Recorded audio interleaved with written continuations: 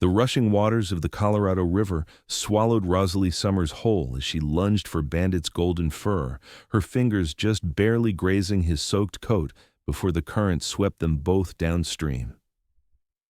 In that terrifying moment, as the roaring water filled her ears and the weight of her sodden skirts dragged her under, Rosalie knew she had made a terrible mistake.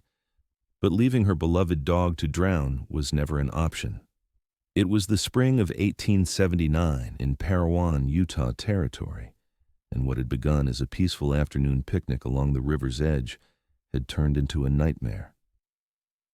Rosalie had only looked away for a moment, distracted by a colorful bird taking flight, when Bandit, her loyal companion of 3 years, had spotted a rabbit and given chase. The embankment had crumbled beneath his paws, sending him tumbling into the swollen spring waters. Without thinking, Rosalie had rushed after him, the hem of her blue calico dress gathering mud as she scrambled down the slope. "Bandit!" she had screamed, watching in horror as the current carried him away, his golden head bobbing above the surface as he paddled frantically. When she reached for him from a precarious outcropping of rock, the earth had given way beneath her boots, and suddenly she, too, was at the mercy of the river.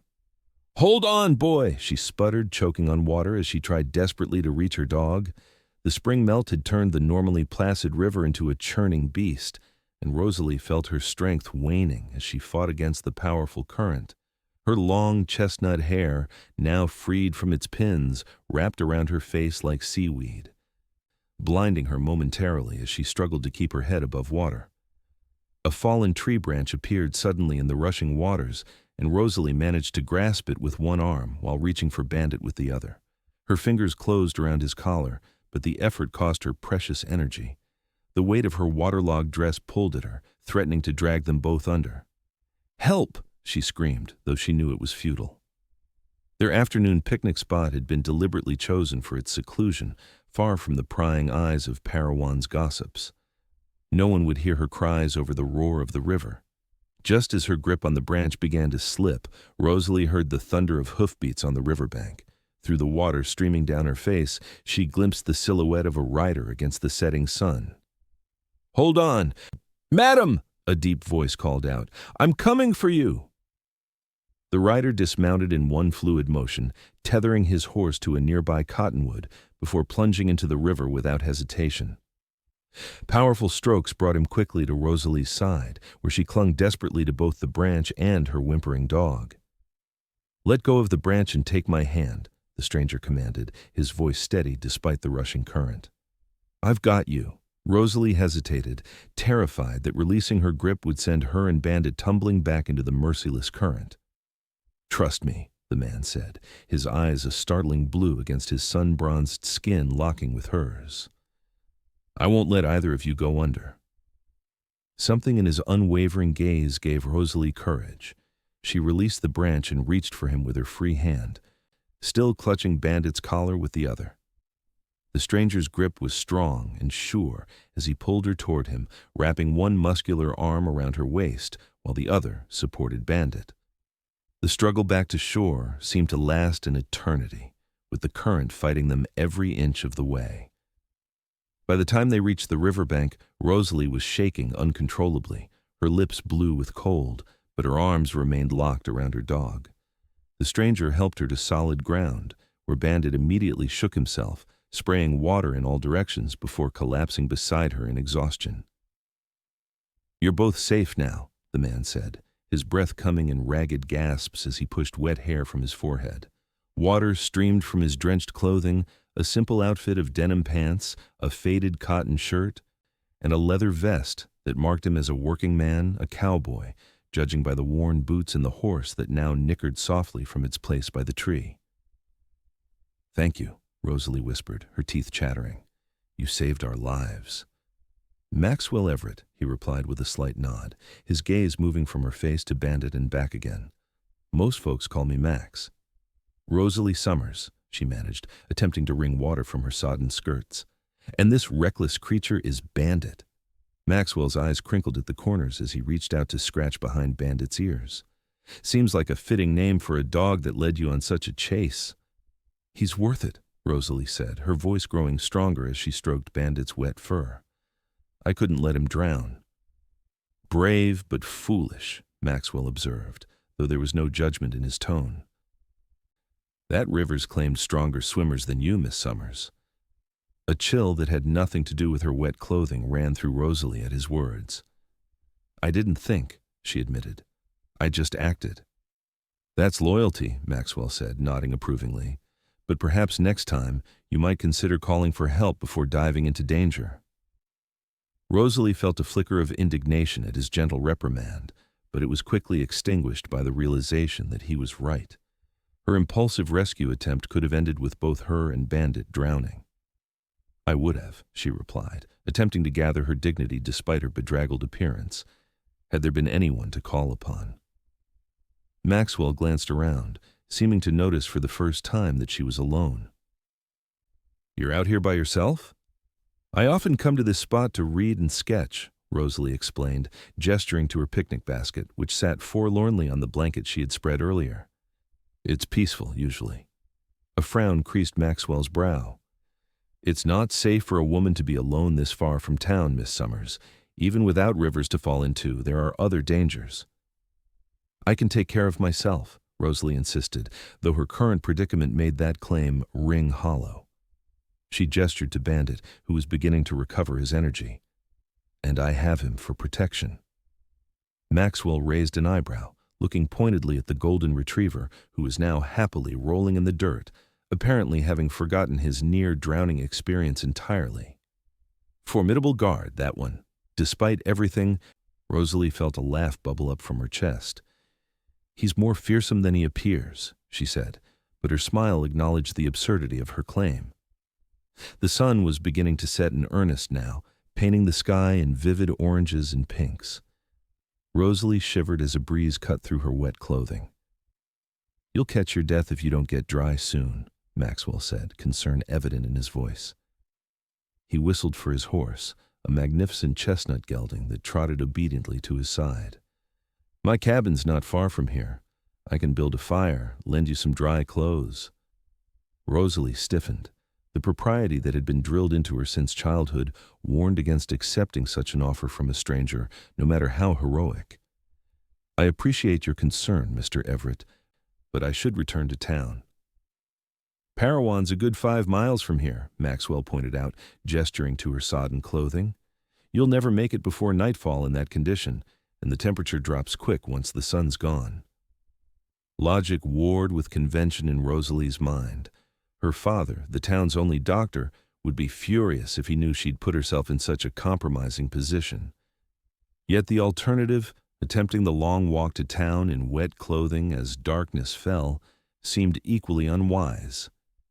As if sensing her dilemma, Maxwell added, "I give you my word as a gentleman that you'll be safe in my home, Miss Summers. I only offer because I'd not forgive myself if you fell ill after I went to the trouble of fishing you out of the river." His wry smile took any sting from his words, and Rosalie found herself believing him. There was something steadfast in his gaze, a fundamental decency that she sensed rather than saw. "Very well," she conceded, gathering her scattered belongings, "but I must insist on leaving at first light tomorrow." "As you wish," Maxwell agreed, helping her secure her sketchbook and other items in her basket. He whistled for Bandit, who bounded over with renewed energy, seemingly none the worse for his adventure. Maxwell lifted Rosalie effortlessly onto his horse, handing her the reins before gathering her picnic things. With a gentle click of his tongue, he began leading the horse along the riverbank, with Bandit trotting happily alongside. As they made their way through the gathering dusk, Rosalie studied her rescuer's broad shoulders and confident stride. He moved with the easy grace of a man accustomed to physical labor, and though his clothes were simple, they were clean and well-maintained. His hair, now drying in the evening breeze, was a rich brown with hints of copper where the setting sun caught it. "What brings you to these parts, Mr. Everett?" Rosalie asked, breaking the comfortable silence that had fallen between them. "I don't recall seeing you in Parowan before." "Just passing through," he replied, glancing back at her. "I've been working cattle drives from Texas to Colorado, but I'm looking to settle somewhere. This country caught my eye." It has a certain beauty, Rosalie agreed, her gaze sweeping over the red rock formations that surrounded them, their colors intensified by the sunset. Though some find it too harsh. I've always preferred honest harshness to false comfort, Maxwell said, his voice thoughtful. The land here doesn't pretend to be something it's not. Something about his words resonated with Rosalie, who had often felt stifled by the pretense and rigid expectations of small-town society.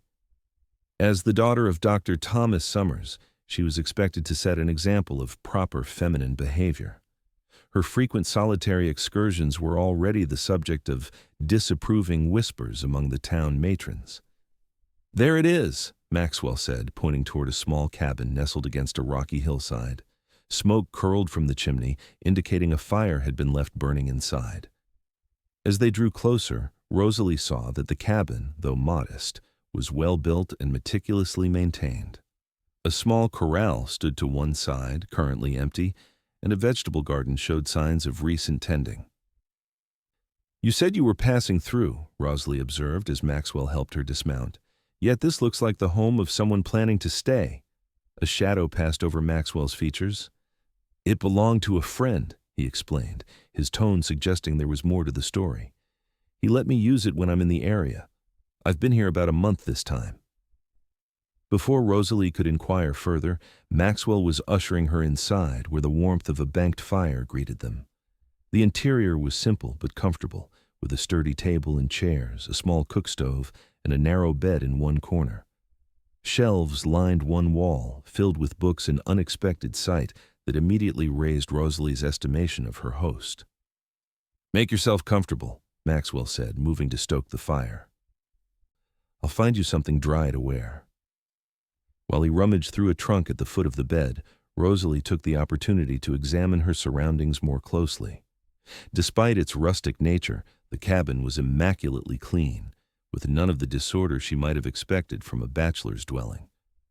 A guitar stood in one corner, and several sketches of the surrounding landscape were pinned to the walls, not the work of a professional artist, but showing genuine talent and attention to detail. "Here," Maxwell said, interrupting her observations as he handed her a folded shirt and a pair of trousers. "They'll be too large, but they're clean and dry. You can change behind that screen." He nodded toward a wooden partition in one corner. "I'll see about some food while you get settled." Grateful for his consideration, Rosalie took the offered clothing and retreated behind the screen. As she struggled out of her wet dress, she heard Maxwell moving about the cabin, the clatter of cookware punctuated by the occasional word to Bandit, who seemed to have already made himself at home by the fire. The shirt, as predicted, was enormous on her slender frame, the sleeves extending well past her fingertips. The trousers were equally oversized, but by rolling the cuffs and using a length of rope as a makeshift belt, Rosalie managed to make them serviceable. She emerged from behind the screen feeling remarkably better, despite the impropriety of wearing men's clothing. Maxwell glanced up from the pot he was tending on the stove, and something in his expression made Rosalie self-conscious. She resisted the urge to fidget with the borrowed clothes. "I must look ridiculous," she said, attempting to laugh. "Not at all," Maxwell replied, his voice oddly gruff. He cleared his throat. "Actually, it's refreshing to see a woman dress sensibly for once." Rosalie raised an eyebrow, surprised by his candor. Most would not consider men's clothing sensible for a woman under any circumstances. "Most have never tried to rescue a woman from a river while she's wearing 20 pounds of wet fabric," Maxwell countered, his mouth quirking in a half-smile that transformed his serious features. Rosalie found herself returning his smile, the tension of their situation momentarily forgotten. "A fair point, Mr. Everett." "Max," he corrected her, returning his attention to the stove. "If you're going to wear my clothes and eat my food, you might as well use my name." "Max," Rosalie repeated, testing the familiarity of it on her tongue. "Then you must call me Rosalie." He nodded, stirring the contents of the pot. "Sit, Rosalie. The stew's nothing fancy, but it's hot." She obeyed, settling at the table as Max ladled generous portions into 2 bowls. The rich aroma of beef and vegetables filled the cabin, reminding Rosalie that she hadn't eaten since morning. Bandit stationed himself hopefully beside her chair, his eyes fixed on the food. "Your dog has remarkable recovery abilities," Max observed, setting a bowl before her. "You'd never know he was half drowned an hour ago." "Bandit has always been resilient," Rosalie said fondly, slipping the dog a small piece of meat when she thought Max wasn't looking. "I saw that," he said, though his tone was amused rather than reproving. "He's welcome to his own bowl if he's hungry." "You're too kind," Rosalie said, watching as Max prepared a smaller serving for Bandit, who accepted it with enthusiastic tail wagging. "Most people wouldn't understand risking one's life for a dog." Max settled across from her, his expression thoughtful. "A man who won't stand by his dog isn't worth much in my experience. Same goes for a woman, I suppose." They ate in companionable silence for a while, the only sounds the crackle of the fire and Bandit's appreciative slurping.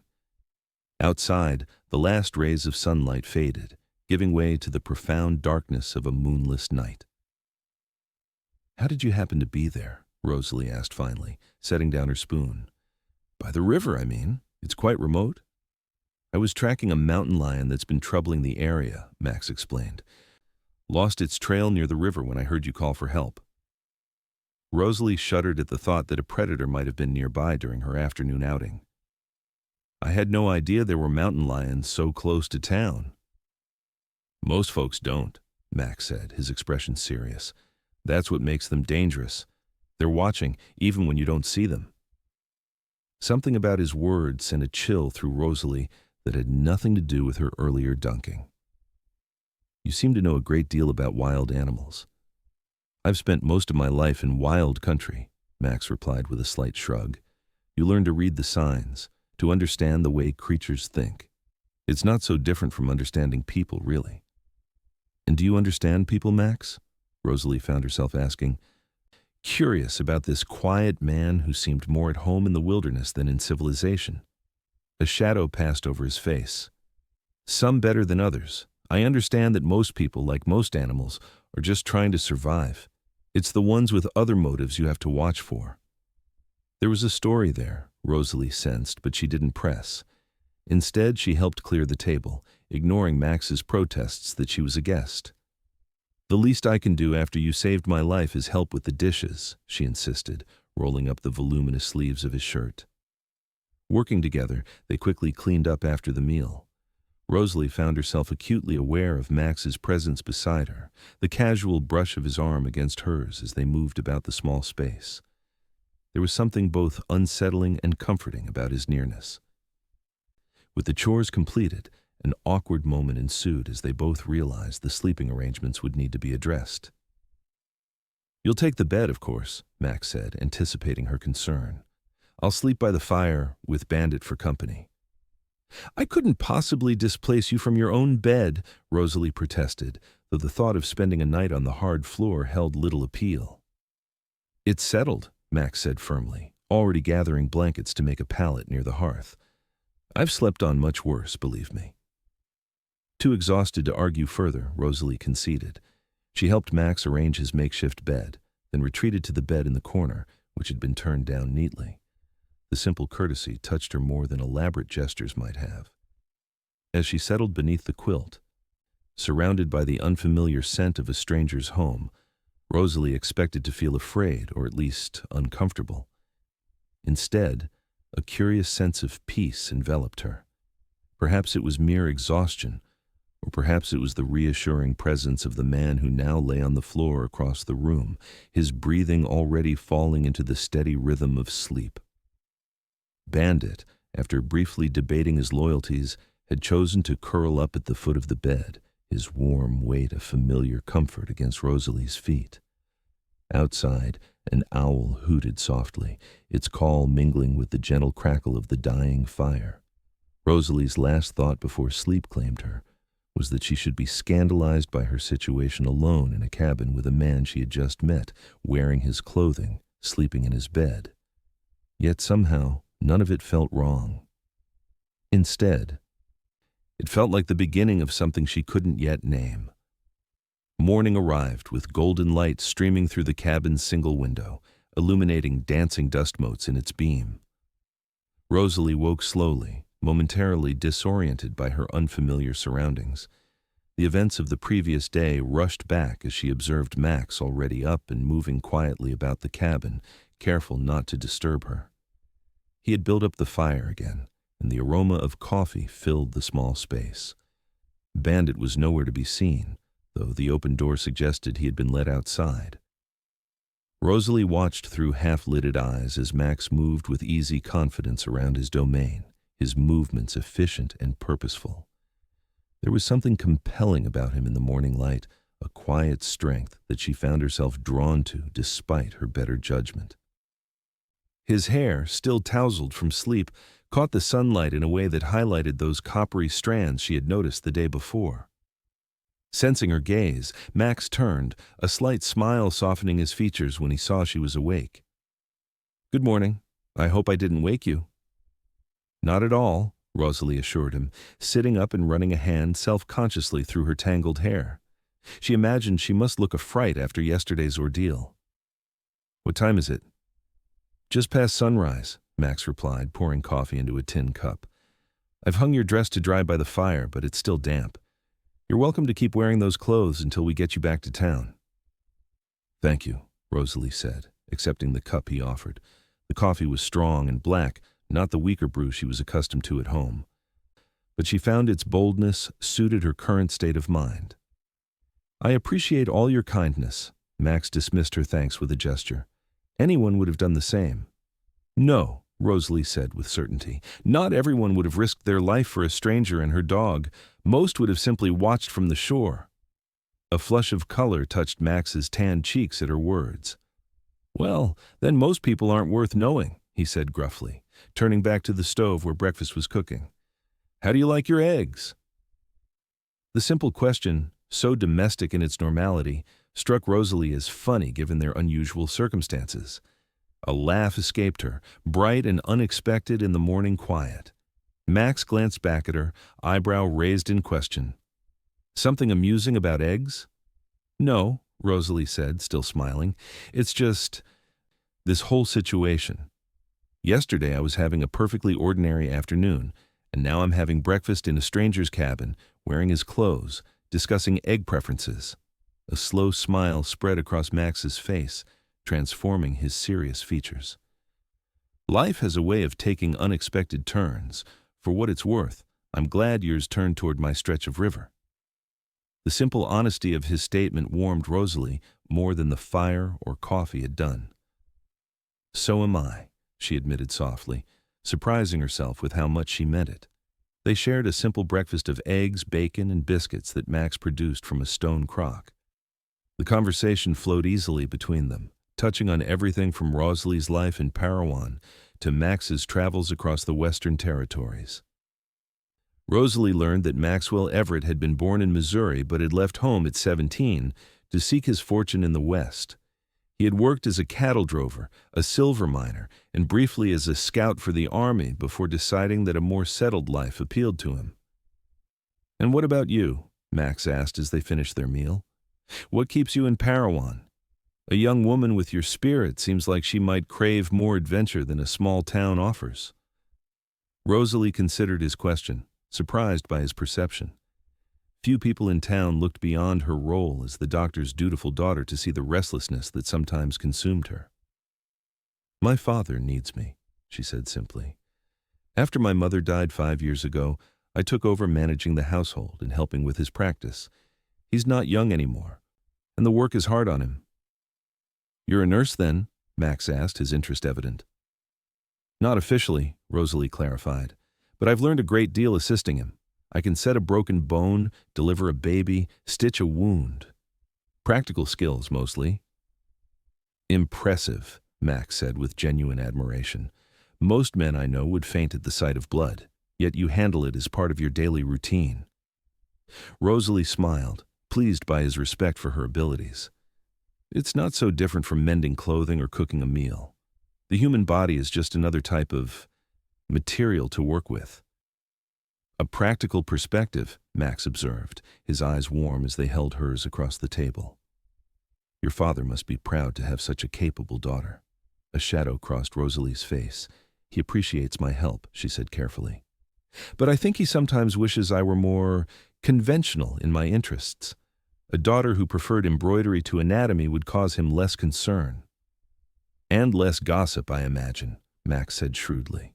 Small towns run on talk. Precisely, Rosalie agreed, surprised again by his understanding. My father worries about my reputation, a woman who spends too much time with the sick, who reads medical texts, who goes on solitary outings. Well, she's not quite proper, is she? Proper seems a poor substitute for useful, Max commented, his tone suggesting he had little patience for social conventions. And happiness an even poorer sacrifice. His words echoed thoughts Rosalie had often had but rarely voiced. It's not so simple, she said with a sigh. My father has given me everything: education, freedom to pursue my interests to a point, support after my mother's death. I owe him my loyalty. Loyalty shouldn't require abandoning yourself, Max said gently. From what little I know of you, Rosalie Summers, you're a woman of rare courage and compassion. Any father should be proud to have raised such a daughter, conventional or not. Warmth spread through Rosalie at his words, a feeling of being truly seen that was both novel and exhilarating. Before she could respond, however, Bandit burst through the open door, barking excitedly. "What is it, boy?" Rosalie asked, grateful for the interruption that saved her from revealing too much of her inner thoughts to this man who already seemed to read her too well. Bandit continued barking, running to the door and back to Rosalie in a clear invitation to follow. Max rose from the table, his expression shifting from relaxed to alert in an instant. "Something's got him worked up," he observed, reaching for the rifle that hung over the fireplace. "Stay here while I check." "I will not," Rosalie said firmly, standing as well. "If there's danger, we should face it together." Max looked as though he might argue, but something in her expression must have convinced him of the futility. "Stay behind me then," he conceded, moving toward the door with the rifle held ready. Outside, the morning sun illuminated a scene that was at first glance peaceful. The small clearing around the cabin showed no signs of disturbance, and the surrounding forest was quiet, apart from the usual morning birdsong. Bandit, however, continued to bark, now directing his attention toward the path that led down to the river. Max moved cautiously in that direction, with Rosalie following close behind. They had gone perhaps 50 yards when they heard a faint cry that might have been human or animal, coming from somewhere near the riverbank. "Hello?" Max called, his grip tightening on the rifle. "Is someone there?" The cry came again, louder this time, unmistakably human.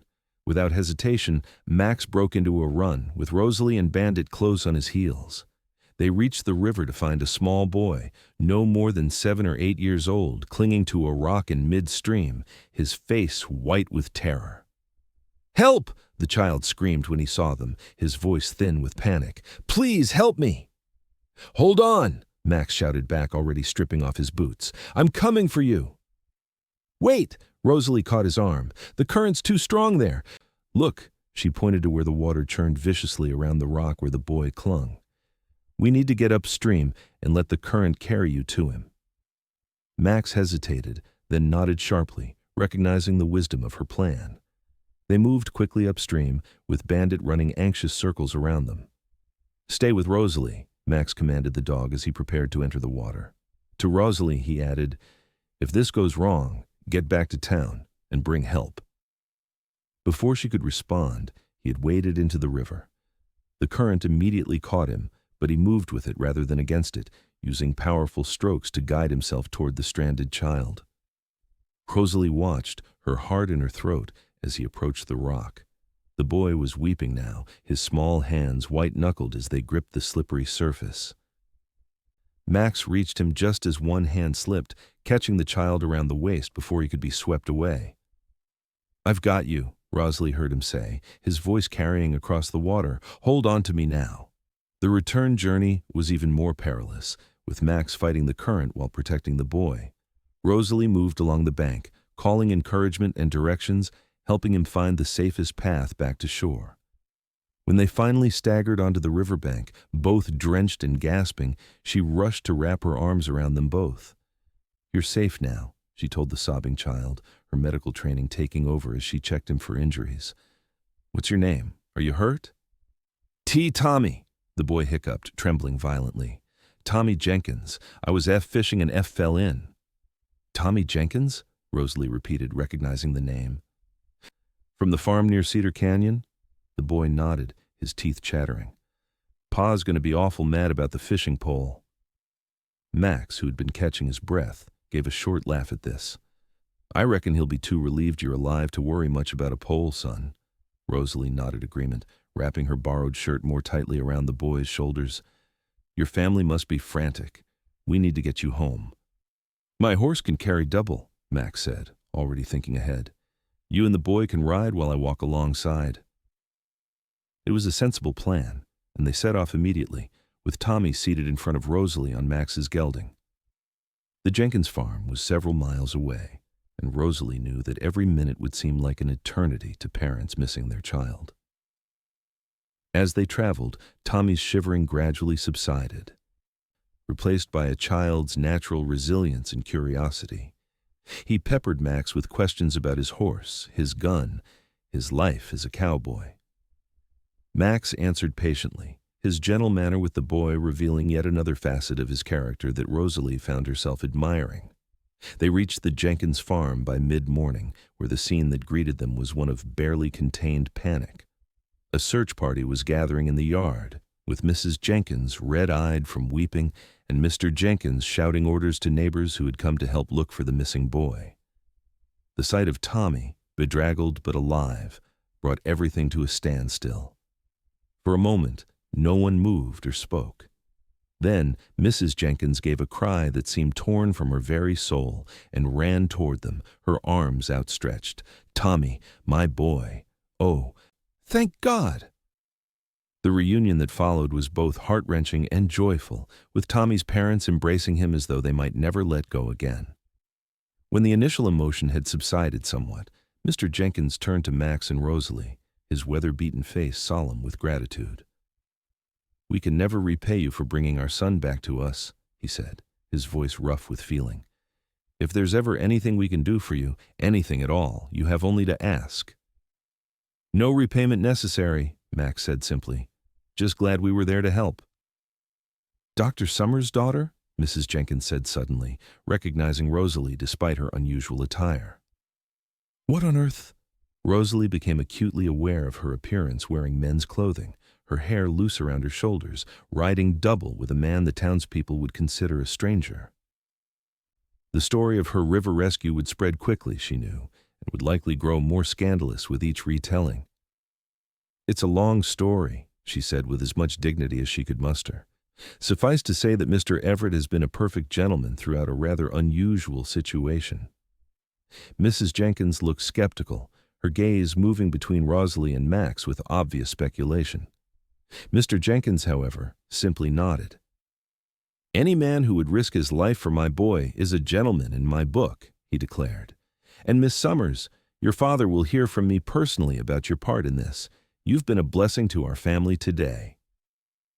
His words eased some of Rosalie's anxiety about the inevitable gossip, though she knew her father would still be concerned about appearances. As if sensing her thoughts, Max spoke up.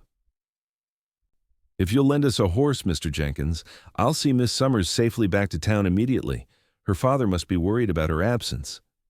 "Of course," Mr. Jenkins agreed readily. "Take my mare, she's gentle but sure-footed.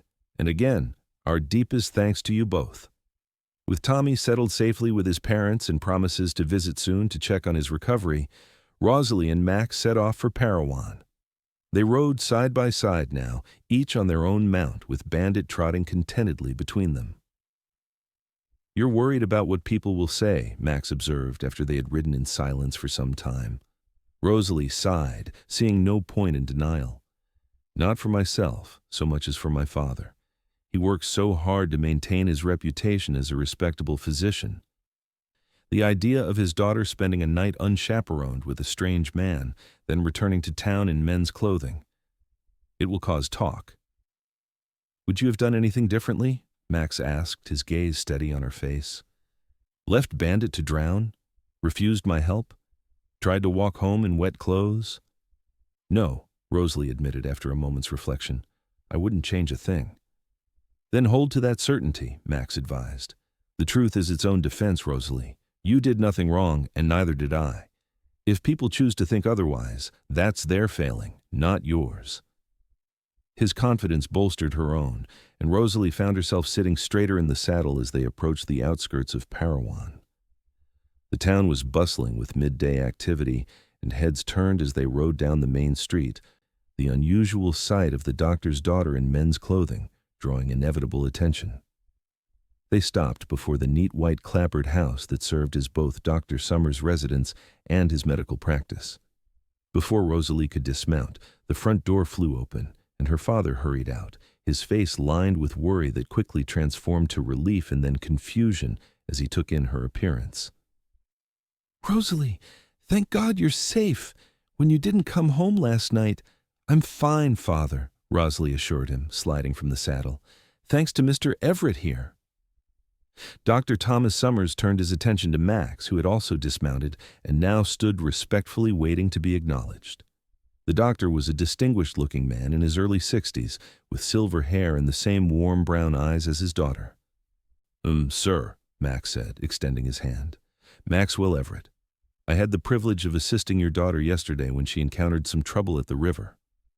"Trouble?" Dr. Summers repeated, his gaze moving between them, clearly trying to piece together the story from Rosalie's unusual attire and their travel-worn appearance. "Bandit fell in the river, and I went in after him," Rosalie explained quickly. "The current was too strong, and we would have drowned if Mr. Everett hadn't rescued us. It was too late to return to town afterward, so he offered shelter at his cabin. He's been a perfect gentleman throughout, Father." The doctor's expression softened slightly at her earnest explanation. "Then it seems I owe you my daughter's life, Mr. Everett. Please, come inside. You must be hungry and tired after your journey." Max hesitated, glancing around at the curious onlookers who had begun to gather. "I wouldn't want to impose, sir, or to cause any more gossip than my presence has already created." "Nonsense," Dr. Summers said firmly. "I insist. Any man who would risk his life for my daughter and her dog deserves at least a proper meal in return." With the matter settled, they entered the house, where Mrs. Holloway, the Summers housekeeper, greeted them with exclamations of shock at Rosalie's appearance and immediate offers of hot baths and fresh clothing. Bandit, familiar with the routine of the household, made straight for his customary spot by the kitchen stove.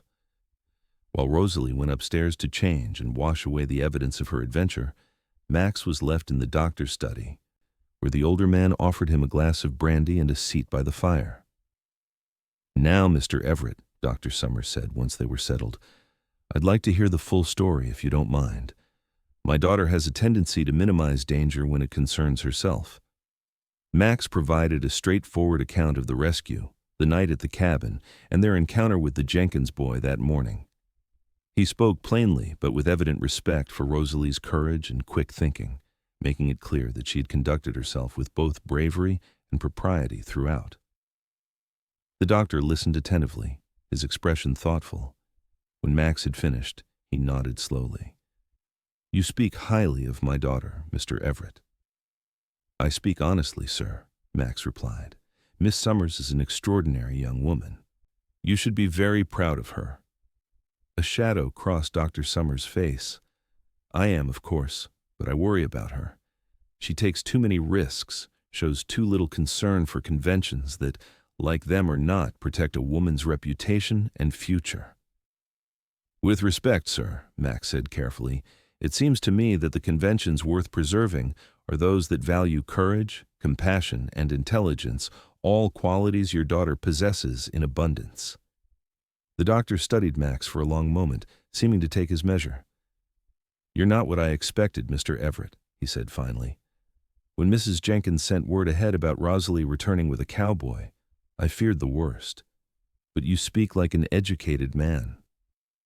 "My mother was a school teacher," Max explained. "She insisted on education, even after we moved west." Being able to ride and shoot doesn't preclude an appreciation for literature or thoughtful conversation. Before Dr. Summers could respond, Rosalie returned, transformed by a simple blue dress that highlighted the color of her eyes.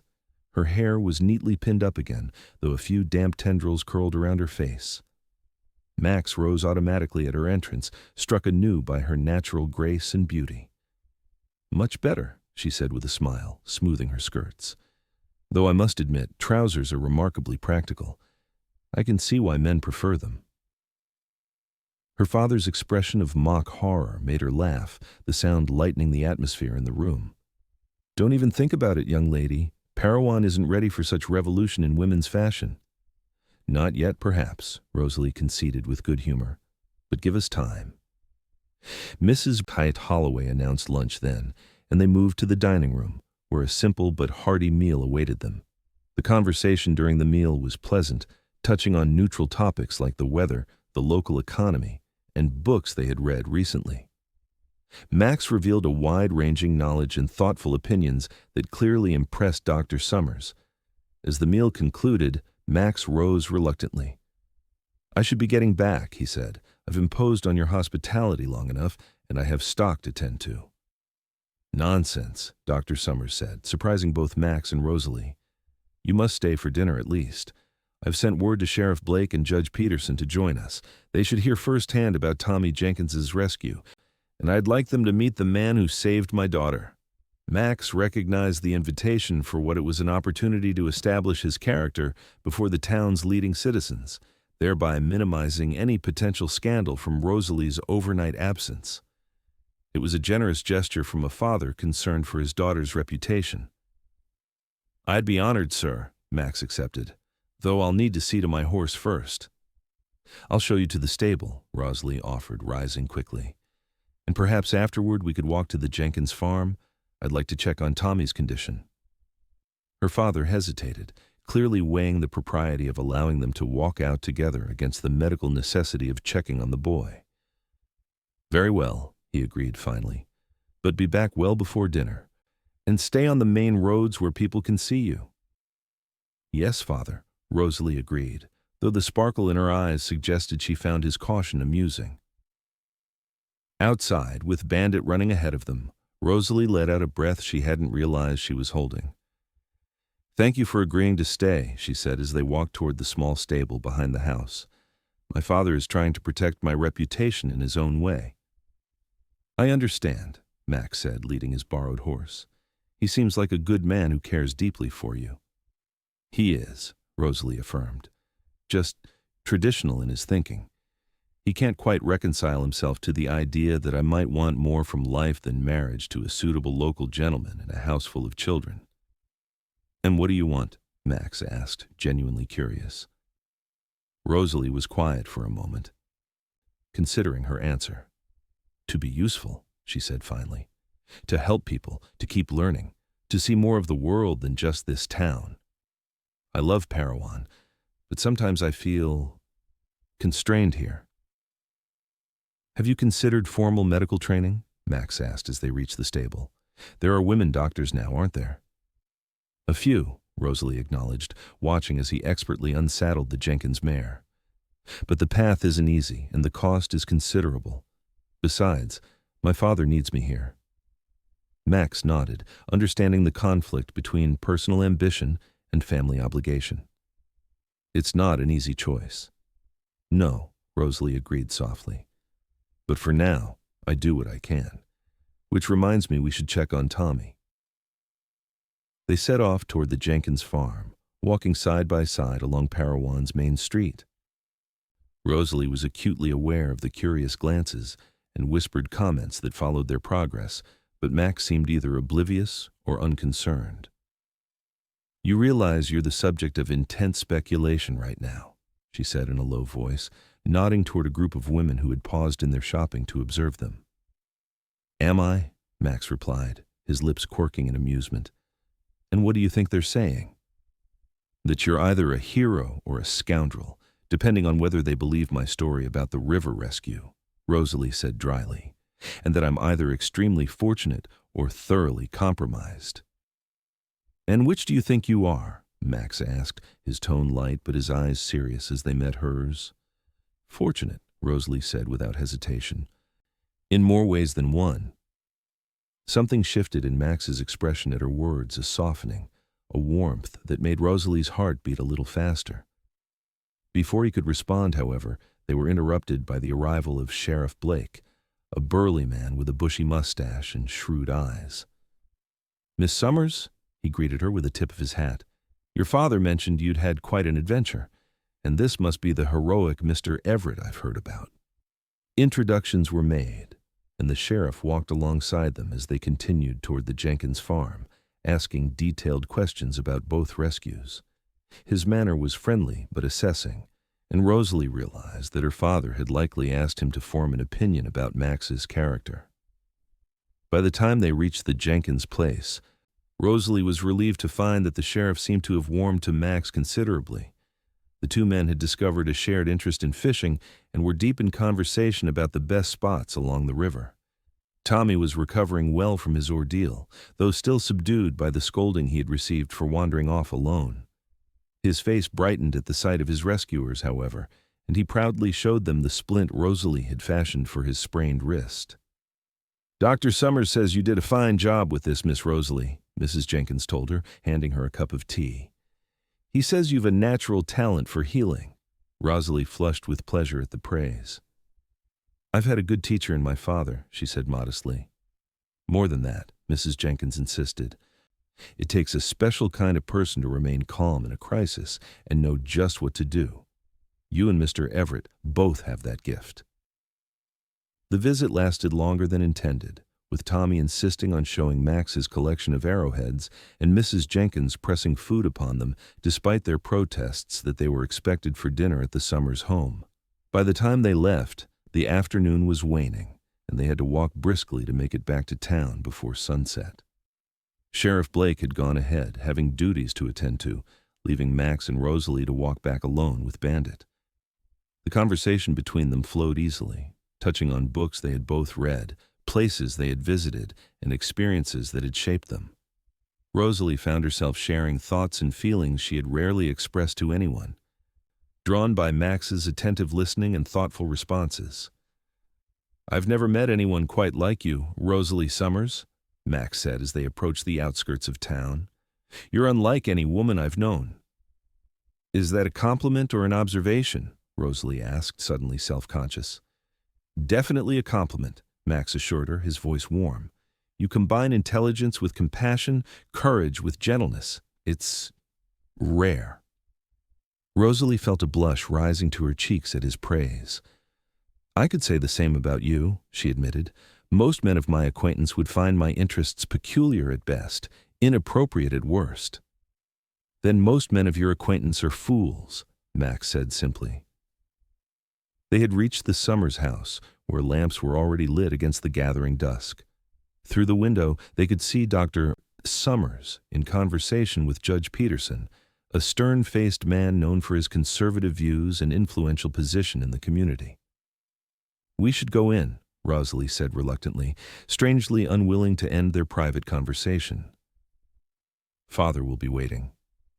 Max nodded, but before they could mount the steps to the porch, he touched her arm lightly. "Rosalie," he said, his voice low, "I want you to know that regardless of what happens in there, meeting you has been significant to me." The simple statement delivered with such quiet sincerity touched Rosalie deeply. "And to me," she replied softly. "Whatever people may say about our unconventional meeting, I wouldn't change it." With that understanding between them, they entered the house to face the evening ahead. Dinner proved to be less intimidating than Rosalie had feared. Judge Peterson, while initially reserved, thawed considerably when he learned of Max's role in rescuing young Tommy Jenkins, whose parents were personal friends of his. Sheriff Blake, already favorably impressed, contributed stories of his own adventures in law enforcement that had the table laughing.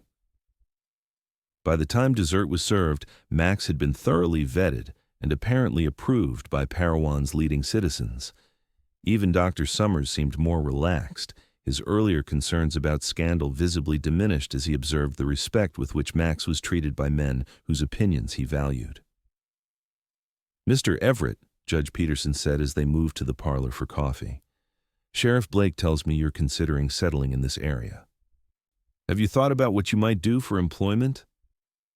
"I've saved enough from my various jobs to purchase a small ranch if I find the right property," Max replied. "I'm partial to raising horses, quarter horses specifically. They're versatile, intelligent animals, good for both work and pleasure riding." "Interesting," the judge mused, stroking his beard. "You know, the old Davidson place has been sitting empty since John passed last winter. His widow's moved back east to live with her daughter and is looking to sell. It's good grazing land with a decent house and stable already built." Rosalie, who had been pouring coffee, nearly spilled the pot at this unexpected development. The Davidson ranch was only 3 miles from town, close enough for regular visits, but far enough for privacy. The thought of Max establishing himself so nearby sent a flutter of excitement through her that she tried hard to suppress. "I might be interested in taking a look," Max said carefully, his eyes meeting Rosalie's briefly. "If Mrs. Davidson is willing to sell at a fair price." "I happen to be the executor of John's estate," Judge Peterson offered. "I'd be happy to arrange a viewing for you tomorrow if you're available." "That's very kind," Max accepted, his tone neutral, though his eyes betrayed his interest. "I'd appreciate the opportunity." The conversation moved on to other topics, but Rosalie found it difficult to concentrate. The possibility that Max might stay in Parowan, might become a permanent part of the community and perhaps of her life, was both thrilling and terrifying. She had known him barely a day, yet already he seemed to understand her better than people she had known all her life. As the evening drew to a close, the guests took their leave with expressions of goodwill and invitations for Max to call on them. Judge Peterson promised to meet him at the Davidson place the following morning, while Sheriff Blake extended an invitation to join him for fishing the next weekend. "Where are you staying tonight, Mr. Everett?" Dr. Summers asked as they stood at the door. "I had planned to ride back to my cabin, sir," Max replied. The doctor shook his head. "Nonsense, it's far too late for that. We have a spare room and you're welcome to it." Max hesitated, clearly concerned about propriety. "I wouldn't want to impose or to cause any more gossip than has already been generated." "After tonight, I doubt there will be much gossip," Dr. Summers said dryly. "Judge Peterson's approval counts for a great deal in this town. Besides, it's the least we can do after what you've done for Rosalie and the Jenkins boy." With the matter settled, Rosalie showed Max to the spare room, a simple but comfortable chamber at the opposite end of the hall from her own. Bandit followed them, his tail wagging as if he approved of the arrangement. "Your father is very generous," Max observed as Rosalie lit the lamp beside the bed. "He likes you," Rosalie replied with a smile. "Which is no small accomplishment, I assure you. He's turned away more than one potential suitor without a second thought." "Is that what I am?" Max asked quietly. "A potential suitor?" Rosalie felt her cheeks warm at the directness of his question. "I don't know what you are." "Exactly," she admitted. "A rescuer, certainly. A friend, I hope. Beyond that remains to be seen," Max finished for her, his voice gentle. "We've known each other barely a day after all." "It feels longer," Rosalie said honestly. "Yes," Max agreed, his gaze holding hers. "It does." A charged moment hung between them, full of unspoken possibilities. Then Bandit whined softly, breaking the tension, and Rosalie stepped back toward the door. "Well, good night then," she said, suddenly shy. "Sleep well." "Good night, Rosalie," Max replied, his voice warm. "And thank you for trusting me yesterday and for welcoming me into your home today." "You're welcome," she said simply, and closed the door softly behind her. In her own room, Rosalie found sleep elusive despite her exhaustion. Her mind kept returning to the events of the past 2 days, the terror of the river, the comfort of Max's cabin, the unexpected connection she felt with him. It seemed impossible that so much could change in such a short time, yet her world felt irrevocably altered. Morning brought with it a renewed sense of purpose. After breakfast, Max departed with Judge Peterson to view the Davidson property, while Rosalie accompanied her father on his rounds, assisting with patience as she normally did. If people gave her curious looks or whispered behind their hands, she chose to ignore it, focusing instead on the work that had always given her satisfaction. By mid-afternoon, she found herself watching the road for Max's return, a habit she chided herself for even as she continued to glance out the window at regular intervals. When he finally appeared, riding his own gelding now returned from the cabin by one of the Jenkins farmhands, Rosalie had to restrain herself from rushing out to meet him. "How was the property?" she asked casually when he had unsaddled his horse and joined her on the porch. "Promising," Max replied, his eyes crinkling at the corners. "The house needs work and the fences are in poor repair, but the land is good. Rich grazing, a reliable stream, plenty of timber for building." "And have you decided?" Rosalie tried to keep her tone neutral, though her heart seemed to be beating uncommonly fast. Max studied her for a moment, as if gauging her reaction. "I made an offer," he said finally. "Mrs. Davidson has agreed to the price, though there's paperwork to be completed before it's official."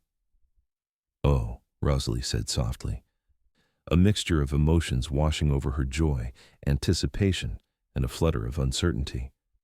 "So you'll be staying in Parowan?" "It seems I will," Max confirmed, his gaze steady on her face. "If that's acceptable to you." The question hung between them, weighted with meaning beyond the simple words. Rosalie took a deep breath, choosing honesty over convention. "More than acceptable," she said, meeting his eyes directly. "I find I'm quite pleased at the prospect of having you nearby, Maxwell Everett." A slow smile spread across his face, warming his eyes and softening the angles of his features. "I'm glad to hear it, Rosalie Summers. Very glad indeed." In the weeks that followed, a pattern developed that began to feel like a new normal for Rosalie. Her days were still filled with assisting her father in managing the household, but now there were regular visits from Max as he worked to establish his ranch. He often came for dinner, bringing small gifts, a book he thought she might enjoy, wildflowers gathered on his property, once even a hand-carved whistle for Bandit that the dog proudly wore on his collar. Dr. Summers observed their growing attachment with a mixture of concern and approval. While he clearly respected Max and appreciated his steady character, he also worried about what a relationship with a rancher might mean for his daughter's future. On a quiet evening when they were alone, he finally voiced his thoughts. "You care for him a great deal, don't you?" he asked as they sat in the parlor, Rosalie mending while her father read by the fire.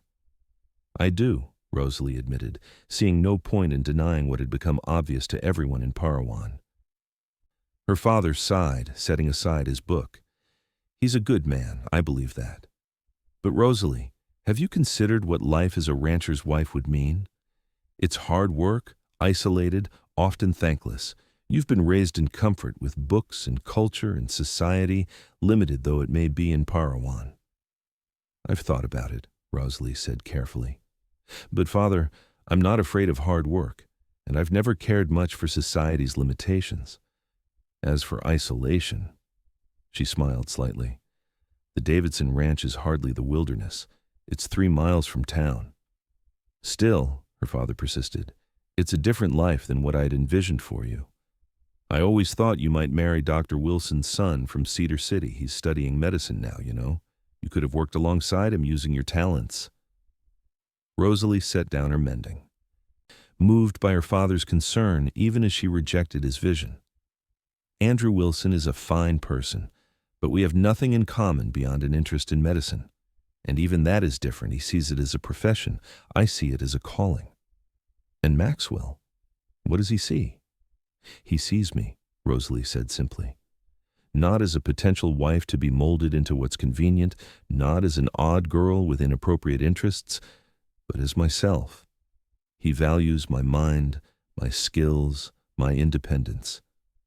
Her father was quiet for a long moment, considering her words. "You know, I only want your happiness," he said finally. "If Maxwell Everett can provide that, then I won't stand in your way. But be sure, Rosalie, marriage is for life." "I know," she assured him, reaching across to squeeze his hand. "And I haven't made any decisions yet. We're still getting to know each other." That was true, though with each passing day, Rosalie felt more certain of her feelings for Max. They had begun taking longer rides together, exploring the countryside around Parowan and talking about everything under the sun. She learned about his childhood in Missouri, his mother's death when he was 15, his difficult relationship with a father who had never recovered from the loss. He listened as she shared her memories of her own mother, her dreams of becoming a doctor, her frustrations with the limitations placed on women. On a golden afternoon in early summer, they rode to a high meadow on Max's property, where wildflowers painted the landscape in vibrant colors and a gentle breeze carried the scent of pine from the nearby forest. They had brought a picnic, and as they spread the blanket beneath the shade of a solitary oak, Rosalie was struck by the echo of that fateful day by the river. "It's been exactly 1 month," she observed, setting out the bread, cheese, and fruit they had brought, "since Bandit fell into the river." Max glanced at the dog, who was happily chasing butterflies through the tall grass. "1 month since my life changed completely," he said quietly. Rosalie looked up, surprised by the emotion in his voice. "Changed how?" Max was silent for a moment, his gaze fixed on the distant mountains. "I told you I was just passing through," he said finally. "That wasn't entirely true." Rosalie waited, sensing that whatever he was about to share was important. "I came to Parowan with a purpose," Max continued. "The cabin I was staying in it belonged to my friend Jacob Blackwood. We rode together for years, worked the same ranches, watched each other's backs. Last year he settled here, wrote to me about the beauty of the place, the good people he'd met." "What happened to him?" Rosalie asked gently, though she suspected she knew the answer. "He was killed in a dispute over water rights," Max said, his voice tight with controlled emotion. "Shot in the back by a man named Harlan Turner. Turner claimed self-defense, and since there were no witnesses, he walked free." Rosalie felt a chill despite the warm sunshine. "And you came to Parowan to... what? Seek justice? Revenge?" "I wasn't sure," Max admitted, meeting her eyes directly. "I just knew I had to come, to understand what happened to my friend. I spent weeks tracking Turner's movements, learning his habits, trying to decide what to do." "And did you?" "Decide?" Rosalie asked, her heart racing with the implications of his confession. Max nodded slowly. "The day I found you in the river, I had followed Turner to a gambling hall in Cedar City the night before. Watched him cheat at cards, start a fight, beat a man half to death for calling him on it. I saw what kind of man he was, and I knew. Killing him wouldn't bring Jacob back or make anything right." Relief flooded through Rosalie at his words. "So you gave up the idea of revenge?" "I was riding back to the cabin to pack my things, planning to leave Parowan and try to put it all behind me," Max explained. "And then I heard you call for help. Finding you, saving you and Bandit, meeting Tommy. Being welcomed into your home, it was like life, offering me a different path, a chance to build something instead of destroying." "And the Davidson Ranch?" Rosalie asked. "Was that part of this new path?" "It felt right," Max said simply. "A way to honor Jacob's memory by making a life in the place he loved instead of staining it with more bloodshed." Rosalie reached across the blanket to take his hand, deeply moved by his honesty. "Thank you for telling me. It can't have been easy to carry that alone." Max's fingers tightened around hers. "You deserved the truth before." He hesitated, then seemed to make a decision. Reaching into his pocket, he withdrew a small box. "Before I asked you this?" Rosalie's breath caught as he opened the box to reveal a simple gold ring set with a small, perfect pearl. "It was my mother's," Max explained softly. "Rosalie Summers, I know we've known each other only a month, but in that time, you've become the center of my world. Your courage, your compassion, your brilliant mind, everything about you calls to me like nothing ever has before. I love you, and if you'll have me, I want to spend my life at your side." Tears blurred Rosalie's vision as she looked from the ring to Max's face, seeing there a depth of feeling that matched her own. "You should know," she said, her voice trembling slightly, "that I have conditions." A smile tugged at the corner of Max's mouth. "I would expect nothing less. Name them." "I want to continue working with my father, helping people who are ill or injured," Rosalie said firmly, "even after we're married. And I want to establish a proper clinic at the ranch for emergencies, especially for people who live too far from town to reach my father quickly." "Agreed," Max said without hesitation. "What else?" "I want to learn everything about running the ranch, not just the household," Rosalie continued, warming to her subject. "I want to be a true partner, not just a wife who stays inside while you do all the important work." "I was counting on it," Max assured her. "Those horses won't train themselves, and I've seen how good you are with animals. Any other conditions?" Rosalie's expression softened. "Just one more. I want us to build a life that honors both our pasts while creating something new, a home where courage and compassion are valued above convention, where we can both become our best selves." "Rosalie," Max said, his voice thick with emotion, "those aren't conditions. That's exactly the life I want to build with you." He took the ring from its box. "So, will you marry me?" "Yes," Rosalie said simply, holding out her hand. "With all my heart, yes." The ring slipped onto her finger as if it had been made for her. Max drew her into his arms, and their first kiss was everything Rosalie had dreamed it might be, tender yet passionate, a promise of the life they would share. Bandit, sensing the significance of the moment, abandoned his butterfly chase to bound over to them, barking joyfully as he circled the blanket. Laughing, they made room for him, and as the three of them sat together in the summer sunshine, Rosalie felt a profound sense of rightness. "We owe a great deal to this dog," Max observed, scratching Bandit behind the ears. "If he hadn't fallen into that river, or if you hadn't been riding by at just that moment," Rosalie added. "Or if you hadn't been brave enough to jump in after him," Max continued, his eyes warm with admiration.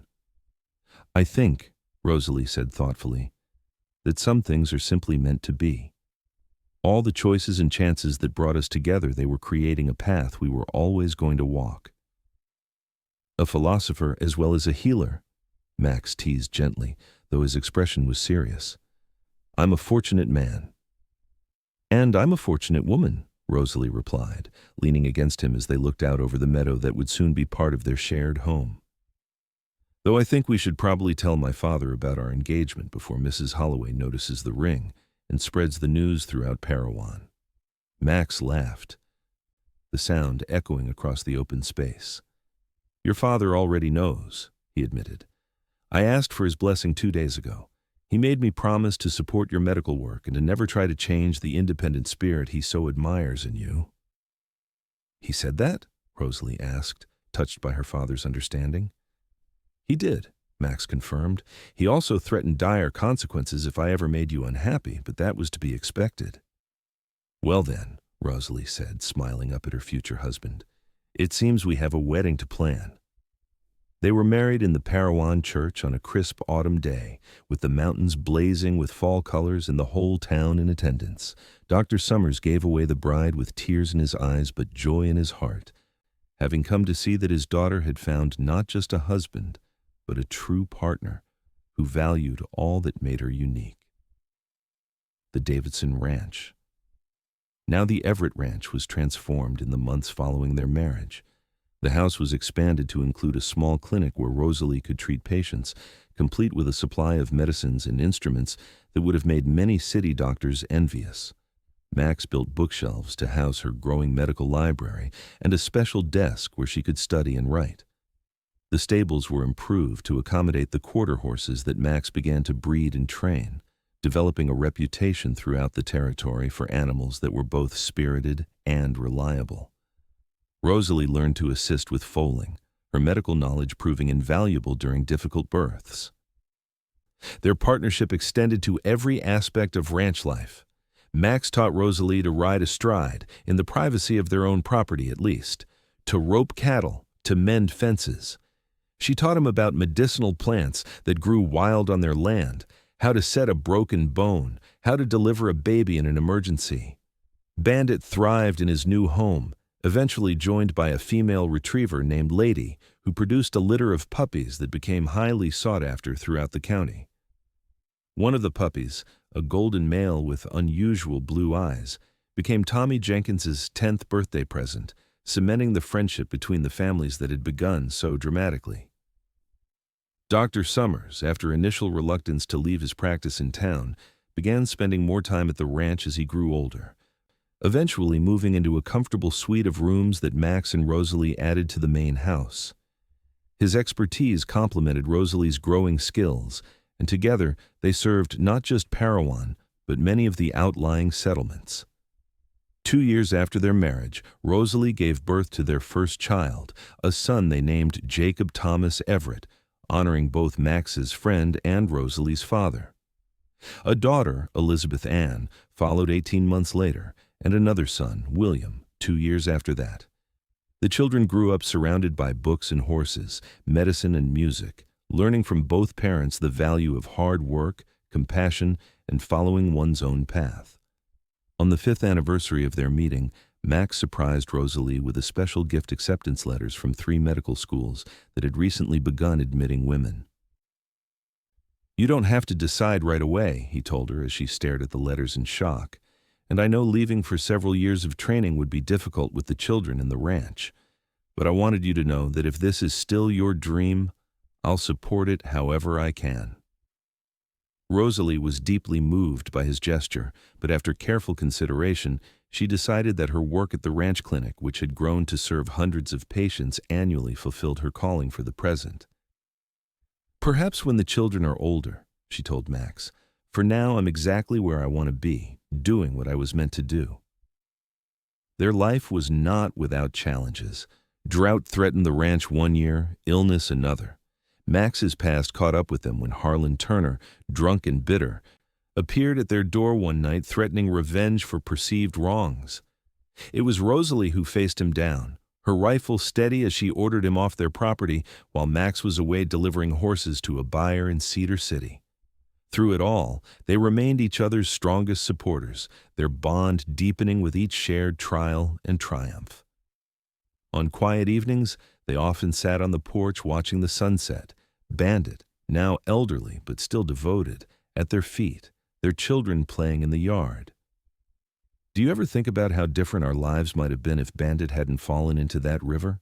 Rosalie asked once, her head resting against Max's shoulder. "Every day," Max replied, his arm tightening around her.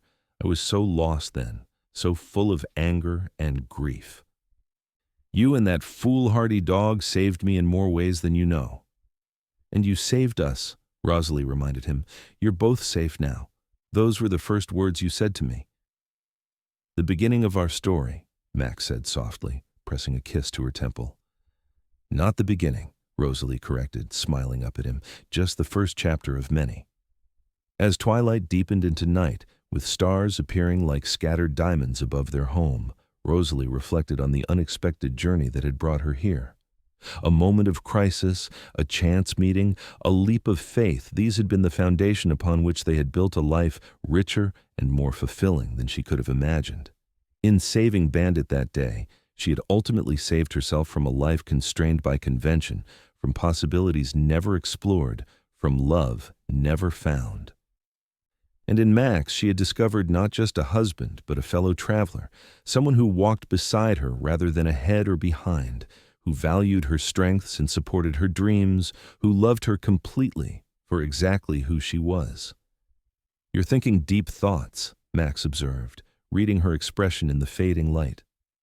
"Just counting my blessings," Rosalie replied, leaning into his embrace as their children's laughter echoed across the yard, and Bandit sighed contentedly at their feet. And finding them too numerous to count,